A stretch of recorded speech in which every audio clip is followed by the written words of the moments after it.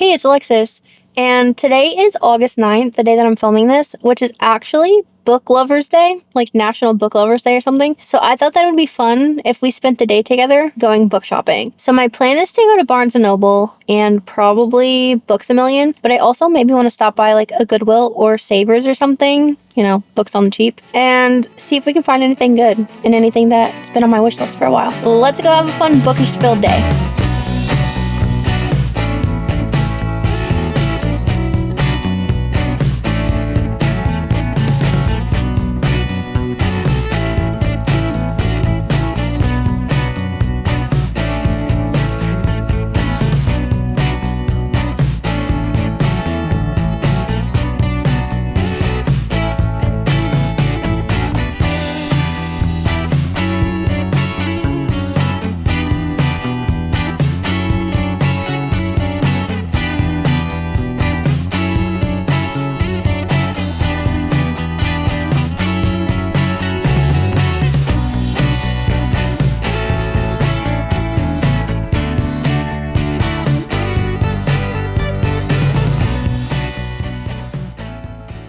Okay, so we just left Savers and we ended up spending $13.20 and we got 3 items. So first I picked up Every Day by David Levithan, and I don't know, the back cover, the synopsis kind of intrigued me, and then I saw that whatever this says here is also the very first paragraph of the book, so that also had me kind of intrigued. But it says, I wake up immediately. I have to figure out who I am. It's not just the body. Opening my eyes and discovering whether the skin on my arm is light or dark, whether my hair is long or short, whether I'm fat or thin, boy or girl, scarred or smooth. The body is the easiest thing to adjust to it if you're used to waking up in a new one each morning. It's the life, the context of the body that can be hard to grasp. Every day I am someone else. I am myself. I know I am myself, but I am also someone else. It has always been like this. That just really captured my attention and sounds really intriguing. So I think I'm going to give this one a shot. I'm pretty sure that when my sister was in high school, they had to read this for one of her classes or something. So I remember seeing this cover before, but never really read it. I don't know, I never knew what it was about.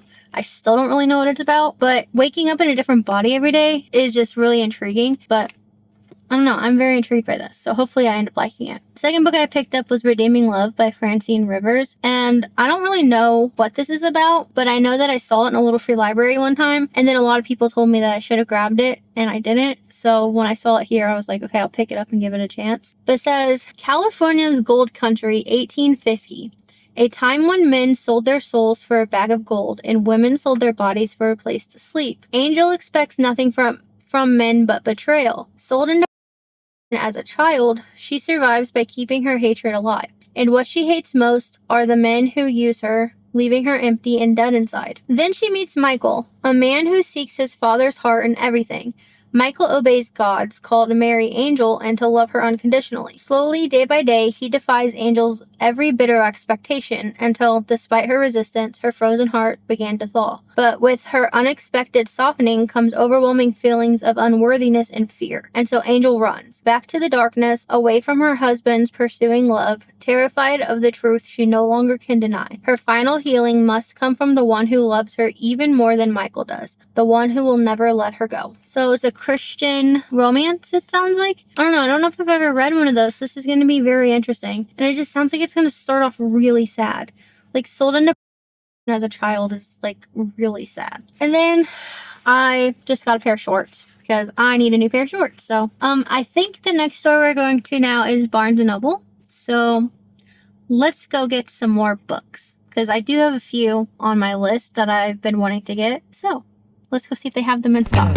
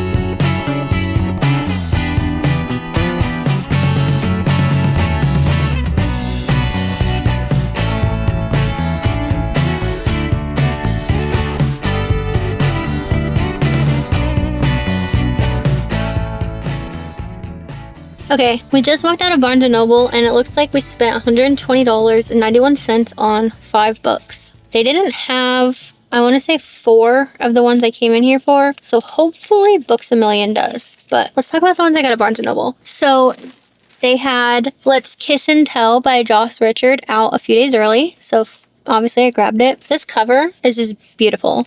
Like, I would totally hang this up as a wall print. Like, I love this cover. But this one says, Lucy Reed is a sex columnist whose views on relationships aren't exactly optimistic. She empowers her readers to embrace their sexuality and challenge the idea that you need a partner to be happy. Until her editor points out that their audience is mostly coupled up, and maybe it's time for something or someone new. To buy herself time, Lucy impulsively claims that she's started a new relationship that she can write about. Enter Marshall Oakley. Marshall's the new senior news writer at Lucy's company. When they met at work, he reveals that his ex of 9 years is getting married and he needs a +1 to keep his family off his back. They agree to fake date until after the wedding. Lucy can write about finding the one before proving relationships don't solve everything when they break up. And Marshall gets a no-strings date to show off to his friends, family, and his ex. But as they spend more time together, the lines blur and each begins to reevaluate their views on love. I just love me a fake dating, and I've been looking forward to this since I heard about it because I really liked her book last year, which was It's Different This Time, I think is what it's called. I really liked that one, so I'm so excited to jump into this one. Then I picked up The Great Outdoors by Kayla Olson. I also really love this cover. It's totally screaming summer. And good thing it's still August. Hopefully I can finish it this month.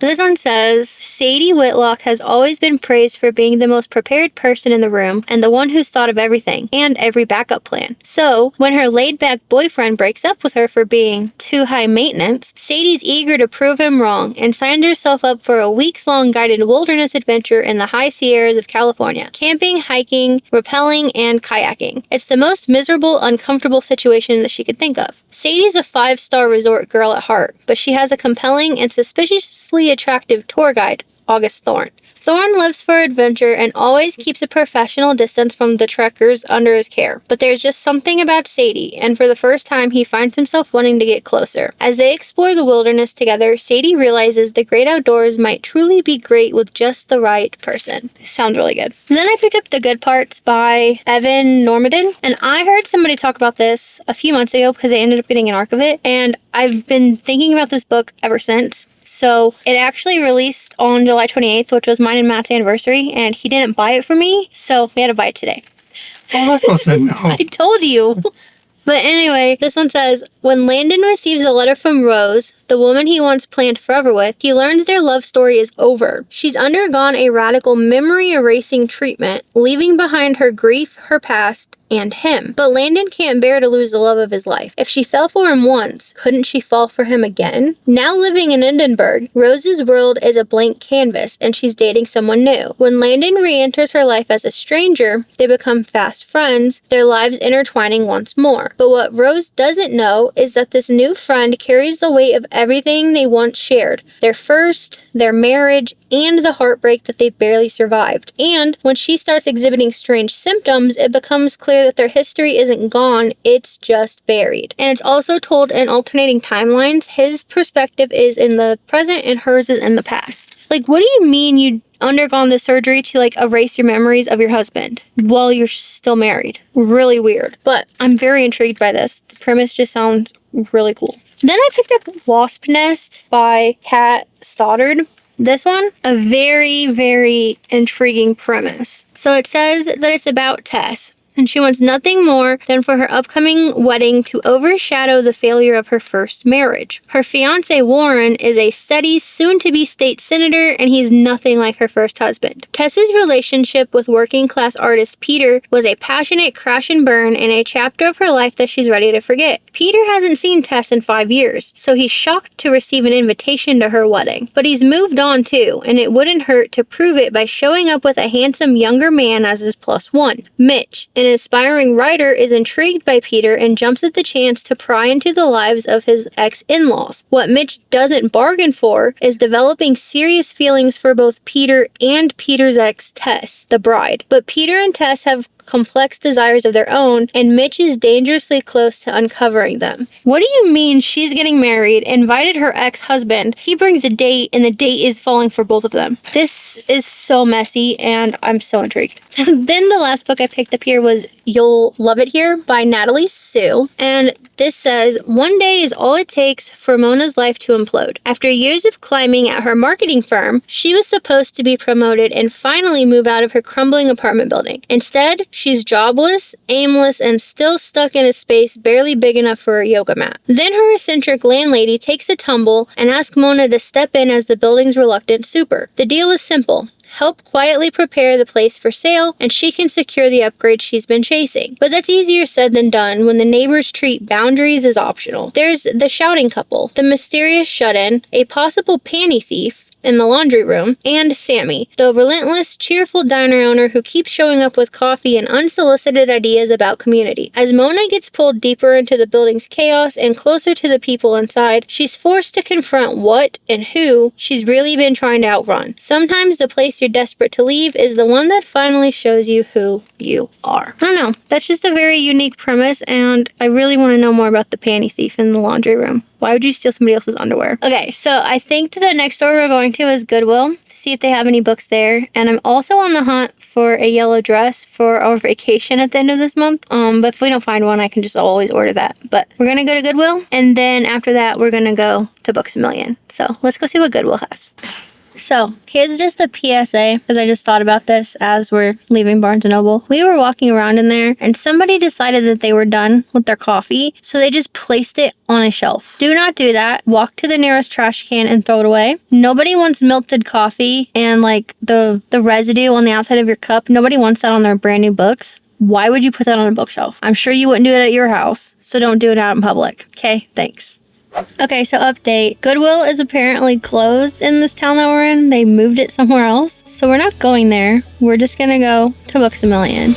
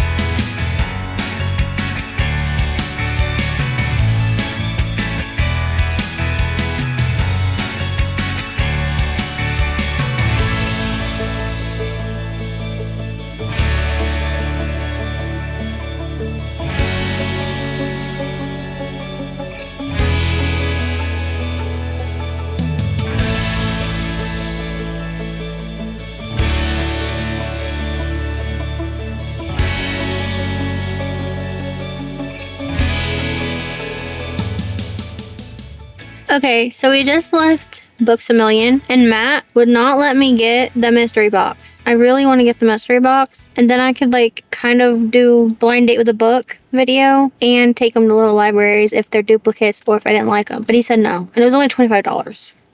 Anyway, we spent $89.19, but 10 cents of that was for the stupid bag, because they charge 10 cents around here for the bag. Annoying. Anyway, we got 5 books. So first up we got Extracurricular by Rachel Lynn Solomon. This I believe was in my 26 new releases video when I posted it in December. I know it came out in July, but picked up this one, and it's about a former pop star named Ramona who decides kind of over the pop star life and wants to go to college. And the professor, Nick, he is recently divorced but is determinedly optimistic, allowing himself a very reasonable 10 minutes per day to wallow. And then his department calls a meeting to tell them about this new pop star becoming a student, and he's determined to treat her just like a normal person. And then it says, except when Ramona blazes into class and causes an uproar, the typical easygoing professor is rattled, maybe for the first time in his career. So it sounds like she's gonna fall in love with her professor, and he's going to not be professional about it. I don't know, sounds like it's gonna be very interesting. And it has sprayed edges, which is whatever. But this is kind of funny. Did I distract you during class today? I bet she wrote that sometime in this book. And then this one says, see me after class. Interesting. Second book I picked up was Save the Date by Mallory Cass. I really like this cover. It's really pretty. This one says, one wedding, 3 love stories, and a little bit of chaos. The bride, beautiful, seemingly carefree Marigold, is tired of being treated like a shallow it girl. That's one of the many reasons she's excited to marry Jonathan, the handsome, kind, respectable doctor of her dreams. So when a shocking secret from her past threatens to ruin the wedding, she'll do anything to make it disappear, even if it means tracking down a man she vowed to avoid forever. But the maid of honor, as the bride's best friend, Natalie wants more than anything for this wedding to go off without a hitch. There's only one problem. Natalie has secretly been in love with the groom since college. When Marigold disappears, Natalie's forced to ask whether she can keep burying her feelings for the sake of their friendship, or if she's ready to risk everything to pursue her own happy ending. Then we have the sister. Olivia has spent her life cleaning up Marigold's messes, so she's determined to keep the wedding on track for the sake of their mother, who's battling cancer and longs for one last perfect weekend. But when Jonathan's best man, a prickly academic with a heart of gold, ropes her into a fake dating scheme, sparks unexpectedly fly. Will Olivia sacrifice her own happiness again, or could this fake relationship turn into the truest choices she's ever made? Sounds very intriguing. Then on the clearance table, I saw Bad Publicity by Bianca Gillam, and I remember seeing this a year or 2 ago, and I was intrigued by it, but for some reason never purchased it. But this one says, 2 rivals, 1 month on tour, what could go wrong? When Andy lands her dream job as a senior book publicist, she's ready to take the world of New York publishing by storm. Until her first day, when she discovers that her biggest author is Jack Carlson, the same Jack who ruined her life at university, whom she hasn't spoken to in 5 years, who is not still only infuriatingly hot, but also incredibly successful, and whose campaign she definitely cannot mess up if she wants to keep her job. But to make matters even worse, the central part of this career-defining campaign is a book tour. For a month, Andy will have to travel across Europe with the man whom, if we're being totally honest, she'd like to hit with her car. But she will not lose his opportunity, especially not because of him. 1 month on tour with Jack Carlson, visiting some of the most romantic spots in Europe. Deep breath. She can do this. Sounds like it's going to be full of drama. Next, I picked up Trope Sick by Lauren Oakey, and I know that this has been kind of making its rounds recently. And first, the cover drew me in. I don't know what it is about this, but I really like it. Secondly, this is a summer romance between 2 childhood neighbors who are unexpectedly reuniting to ghostwrite a love story, only to discover all the tropes in their manuscript are mysteriously playing out in real life. So it just sounds really good. And the last book that I bought at Books A Million is Destination Funeral by Paige Harbison. The cover is kind of what drew me in, if we're being honest, but the synopsis sounded really cool too. It says, when Babe, the complicated, magnetic matriarch of their teenage summers, dies, 4 estranged friends return to sleepy Mercy Island, a storm-swept stretch of coastal Georgia, summoned by the reading of her will. Didion arrives at the time-worn pink house to find the friends she never thought she'd see again, along with the tensions, attractions, and unfinished business that once bound them together and broke them apart. What should be a brief weekend of small talk quickly unravels when they wake up and discover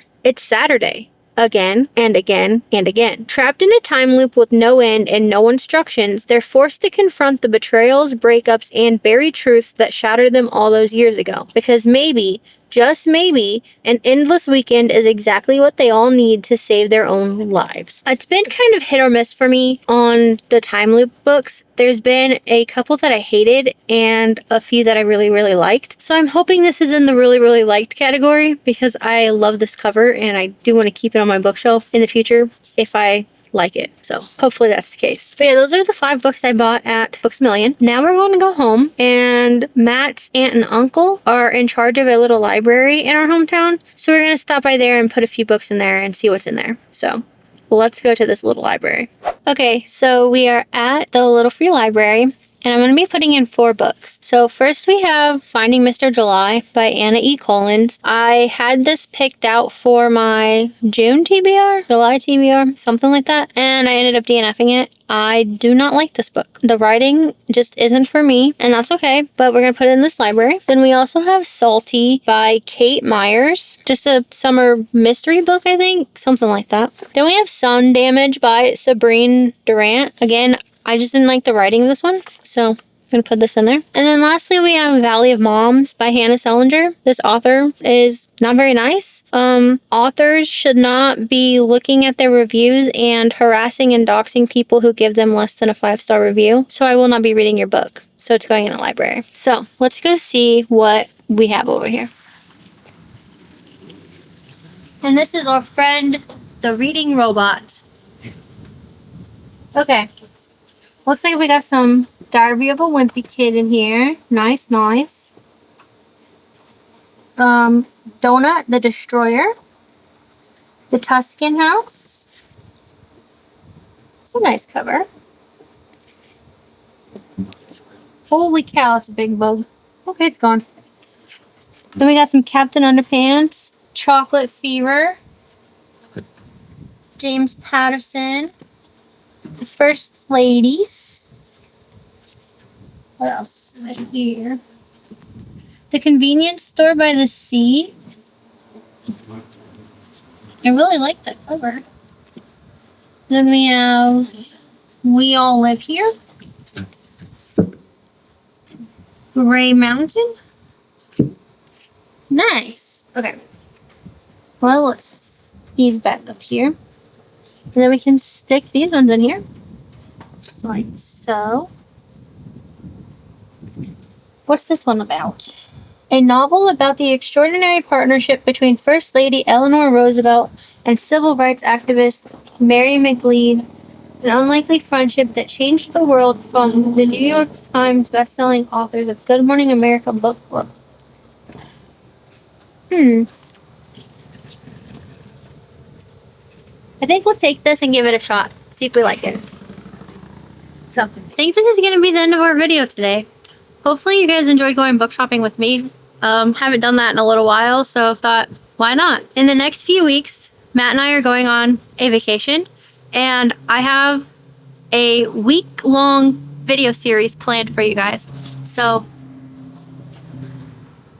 he was just driving with his door open. Anyway, hopefully you guys stick around my channel so that you can watch that. I think it's going to be really fun. It's going to combine two of my favorite things, so just be on the lookout for that. And hopefully I will see you guys in my next video. Have a great rest of your day.